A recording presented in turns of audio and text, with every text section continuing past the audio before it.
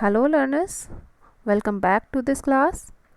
Today I am here with a new poem, The Wonderful Words from Your Honeysuckle book.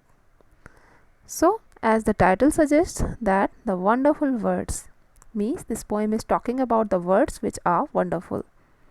But in which sense they are wonderful? Let's explore in this poem.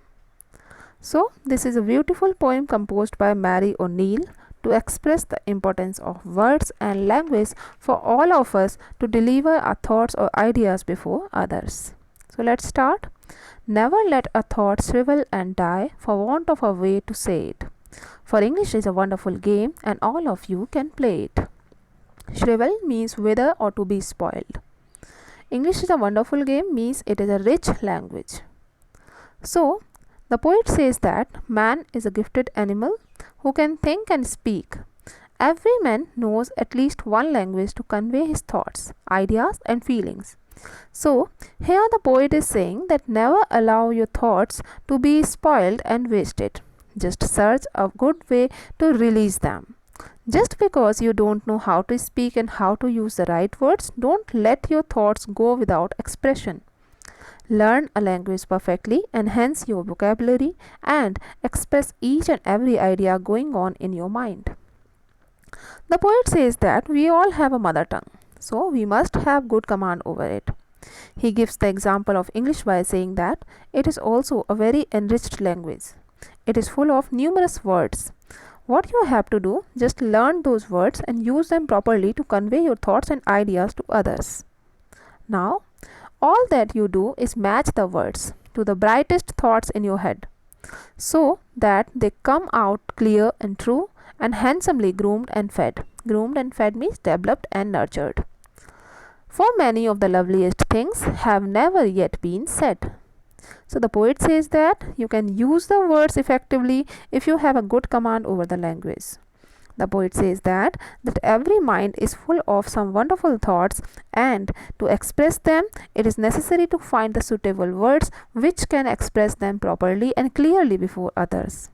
So the poet again and again motivates us to give our thoughts a clear expression so that people can understand it clearly and nicely. In this way, more thoughts and new ideas will be developed and nurtured in our mind. There are so many good ideas that remain unsaid because of the lack of words and knowledge. So the poet is concerned about it, and he is laying stress on learning of a language correctly and completely to deliver each and every thought presented in our mind. Now, let's recite some next lines. Words are the food and dress of thought. They give it its body and swing, and everyone's longing today to hear some fresh and beautiful thing. Longing means desire or wish. But only words can free a thought from its prison behind your eyes, means a mind. Maybe your mind is holding now a marvelous new surprise, means an amazing thought. Here the poet says that most beautiful way to give expression to our thoughts or ideas is our words only. Words give a structure and proper shape to any idea or thought in our mind. As we cannot survive without food and clothes, in the same way, our thoughts can also not survive in the lack of words. Words are as important for the survival of thoughts as food and dress for ourselves. In this world, everyone loves to hear new and good things. The only thing is that to master the language and find new words to express our thoughts. Thoughts are yet to be explored and searched to be released with the help of suitable words. Each thought and idea is caged or locked up in our mind. We have to make effort to set them free from there with the help of right words. Words alone can give clear and beautiful expression to thoughts and ideas, and words alone can earn them praise. So it is must to give a good command, to have a good command over a language, to express each amazing thought presented in our creative mind.